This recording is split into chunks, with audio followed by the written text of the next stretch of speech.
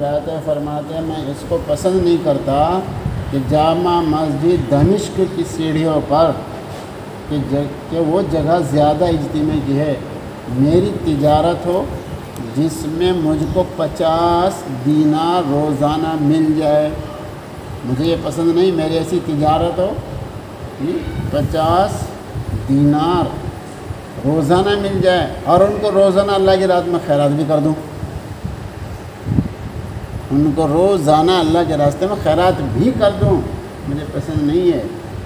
اور جماعت کی کوئی نماز بھی فوت نہ ہو، ایسی تجارت بھی پسند نہیں ہے۔ نماز کوئی فوت نہیں ہوتی، جماعت کوئی فوت نہیں ہوتی ہے، 50 دینار روزانہ ملتے رہیں اور انہیں خیرات بھی کرتا رہوں، یعنی ایسی حالت۔ اور اس کی وجہ یہ نہیں ہے کہ میں اللہ کی حلال کی ہوئی چیزوں کو حرام کرتا ہوں، لیکن مجھ کو یہ امر ناگوار ہے کہ اس جماعت میں داخل نہ رہوں جن کے بارے میں اللہ تعالیٰ نے ارشاد فرمایا ہے کہ وہ ایسے لوگ ہیں کہ جن کو تجارت اور بے ذکر اللہ سے غافل نہیں کرتی۔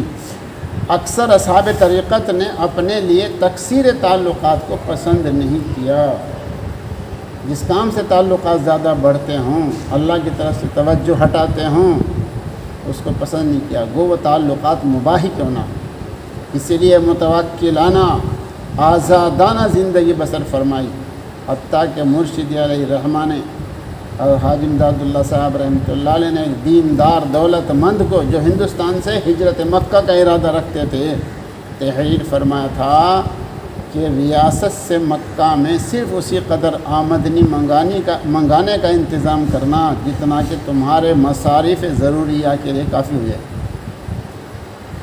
جو تمہاری دولت ہے ہندوستان میں اس میں سے بس اتنا ہی منگانا ہے جتنی تمہاری اپنی ضرورت ہے، مکہ مکرمہ میں خرچ کرنے کے لیے، صدقہ کرنے کے لیے نہیں منگانا ہندوستان سے، کیونکہ اس سے تعلقات بڑھیں گے، توجہ اللہ گھٹے گی۔ جس پر خرچ کرو گے وہ تو معتقد بنے گا، اور پھر تعلقات بڑھیں گے اور وہ اللہ کی طرف سے توجہ ہٹائیں گے۔ سمجھ میں آ رہا؟ خیرات کے لیے اپنے پاس نہ منگانا، جس کی خدمت کرنا ہو وہاں سے وہیں ہندوستان میں ریاست سے متعلق کر دینا کہ یہاں رہنے کی حالت میں قلب کو غیر اللہ کا اتنا تعلق بھی نہ رہے۔ سہیل ظاہر اول خود اس درجہ تقریر تعلقات مباح کو روحانیت کہتے ہیں، پھر خصوصاً جو مضمون حضرت مرشدی رحمۃ اللہ علیہ کے ارشاد میں ہے ظاہراً یہ تعلق عبادت ہے، اس کے قطع نظر خدا کو خدا جانے کیا کہیں گے، لیکن اس حدیث سے حضرت ابو درداء رضی اللہ تعالیٰ کا صاف یہی مذاق معلوم ہوتا ہے کہ انہوں نے باوجود تصدق کے بھی کثرت مال و تجارت کو پسند نہیں فرمایا۔ صحابی پر رہبانیت ترک عبادت کا کب احتمال ہو سکتا ہے؟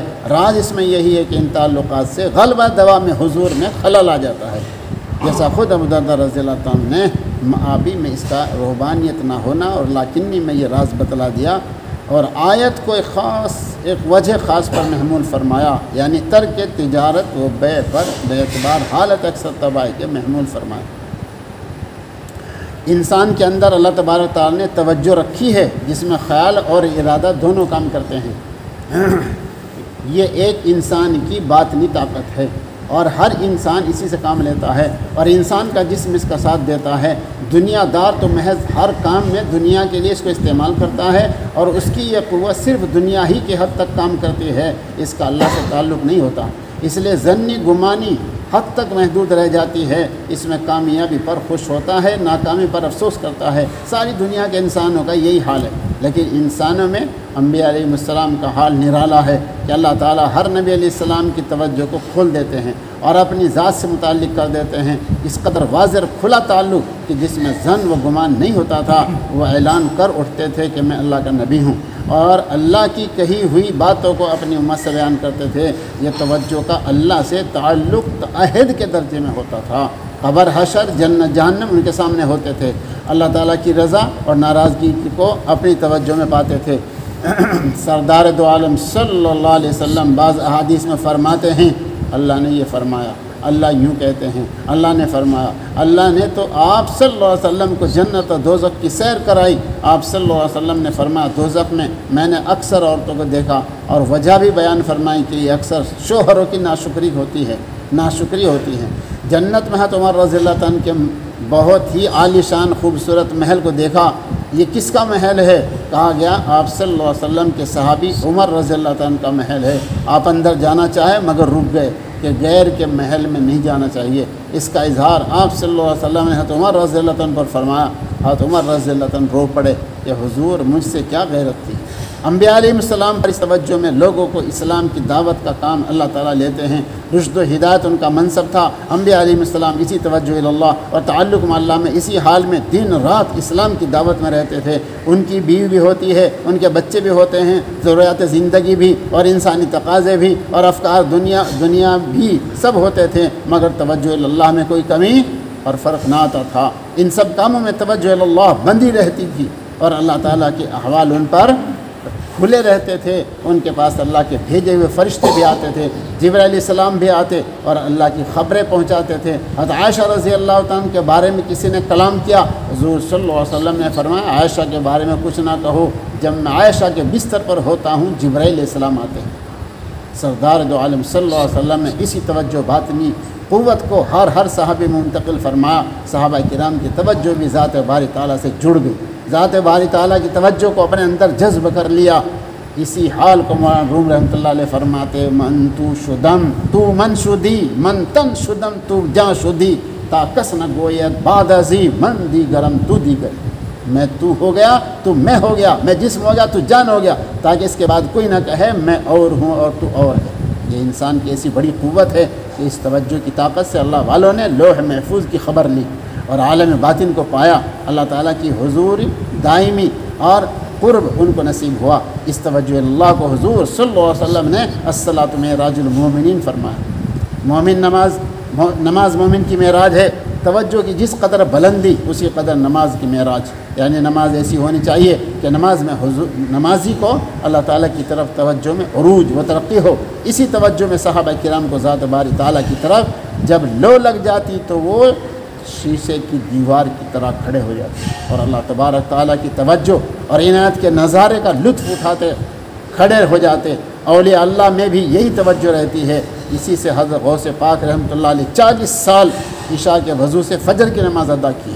اسی توجہ اللہ کے پانے میں آدمی ولاد کا درجہ پاتا ہے۔ اس میں کوئی قطب اور کوئی قطب عالم، کوئی ابدال، کوئی غوث اور کوئی غوث اعظم اور کوئی صدیقیت کے مقام کو پاتا ہے۔ اسی توجہ کو جو دنیا ہی کی حد تک رکھتا ہے وہ دنیا دار ہوتا ہے۔ اللہ والے اپنی اس توجہ کو اللہ تعالیٰ کی طرف بڑھاتے رہتے ہیں، خصوصاً راتوں میں ان کی توجہ اللہ کی طرف خوب بڑھتی ہے اور اللہ تعالیٰ بھی بندوں کی طرف متوجہ ہوتے ہیں۔ بعض لوگ ہر وقت اللہ کی توجہ کو پاتے ہیں، بعض کبھی کبھی اللہ والے اس توجہ اللہ میں دنیا اور نفس کو آنے نہیں دیتے، انہیں بڑی تمیز آ جاتی ہے۔ یہ نفس کی تمیز ہے، یہ توجہ اللہ ہے۔ اگر کبھی نفس کی توجہ آ جاتی ہے تو یہ اس کو بہت بڑا گناہ سمجھتے ہیں۔ ایک صحابی رضی اللہ عنہ کا بہت بڑا باغ تھا اور بہت ہی گھنا تھا کہ کوئی پرندہ اس میں آ جاتا تو اس کو باغ سے نکلنا نہ ہوتا۔ ایک دفعہ وہ صحابی باغ میں نماز پڑھ رہے تھے، ایک پرندے کا یہ حال ہوا کہ وہ چہچہا رہا اور اڑ رہا ہے، باغ سے باہر نکلنا چاہ رہا ہے مگر نکل نہیں سک رہا ہے۔ نماز میں آپ کی توجہ پرندے کی طرف ہو گئی اور دل میں آیا میرا کتنا بڑا اور گھنا باغ ہے۔ نماز ختم کی اور ساتھ ہی خیال ہوا اس باغ سے میری توجہ اللہ سے ہٹ گئی اور نفس کا جذبہ مجھ میں آ گیا۔ حضور صلی اللہ علیہ وسلم خدمت میں حاضر ہوئے اور سارا واقعہ سنایا اور عرض کیا یا رسول اللہ صلی اللہ علیہ وسلم یہ سارا باغ اللہ کی راہ میں نے خیرات کیا۔ اسی توجہ اللہ میں بعض پر اللہ سے ناز کا حال ہوتا ہے اور بعض پر نیاز کا حال اور تعلق رہتا ہے۔ حضرت غوث پاک رحمۃ اللہ علیہ پر ناز کا حال تھا اور اللہ تعالیٰ بھی آپ کا ناز برداشت کرتے تھے، اس لیے آپ سے اللہ کی اس محبوبیت میں کرامتوں کا بڑا زور تھا اور فرمایا حضور صلی اللہ علیہ وسلم کا قدم میری گردن پر اور میرا قدم